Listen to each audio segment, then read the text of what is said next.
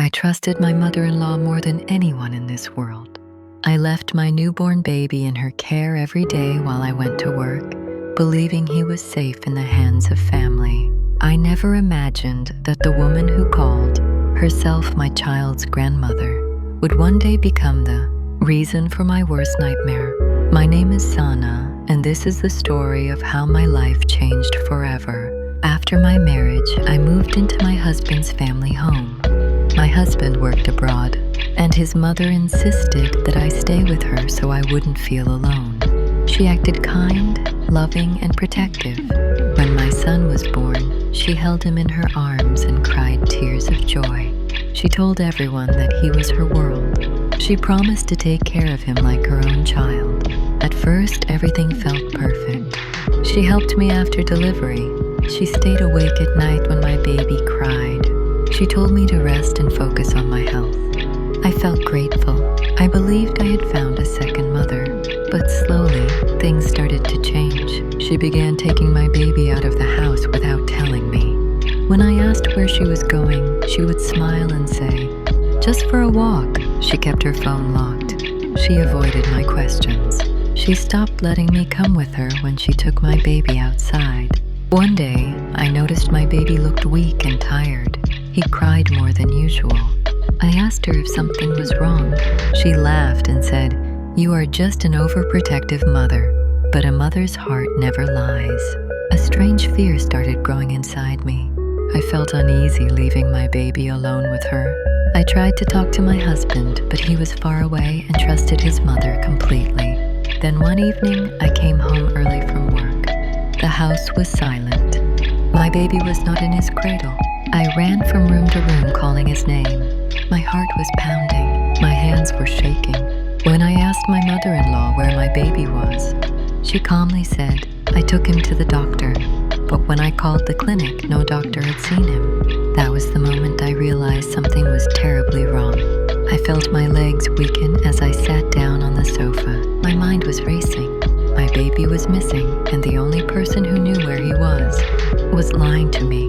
I begged her to tell me the truth. She avoided my eyes. She said I was being dramatic. She said my baby would be home soon. But every second felt like a year. I called my parents. I called my husband. I called the police. When the police arrived, my mother-in-law tried to act innocent. She said she was just taking the baby to visit a relative. But when the officers checked her phone location, it showed a place far from our neighborhood. They asked her again. She stayed silent. The police checked nearby CCTV cameras, and then they found the video. My heart stopped when I saw it. The screen showed my mother-in-law standing near a bus station. She was holding my baby. A strange woman walked up to her. They talked. Money exchanged hands. My baby was handed over. And my mother-in-law walked away. I screamed. I collapsed on the floor. I felt like my soul had left my body. The woman who kissed my baby every morning had sold him like he was nothing. The police immediately started searching. They tracked the woman. Hours felt like years. I prayed without stopping. I begged God to bring my child back to me. Finally, the police called. They had found my baby. He was safe. I ran to the station and held him in my arms. I cried like I had never cried before. I kissed his face again and again, afraid he might disappear. My mother-in-law was arrested. When my husband returned, he was broken. He couldn't believe his own mother had committed such a crime. The family was destroyed by shame. The woman who was supposed to protect my child had become the monster who tried to take him away forever. The days after that were filled with court visits, questions, and tears. My mother-in-law confessed everything. She said she was in debt. She said she was desperate. She said she never thought she would get caught, but no excuse could justify what she did. The law took its course. She was punished for her actions. The family cut all ties with her. My husband apologized again and again for trusting her blindly. But trust, once broken, is never the same. I moved out of that house. I started a new life with my baby. I kept him close every moment. I watched him sleep. I listened to his heartbeat. I thanked God every day for bringing him back to me. This experience changed me forever.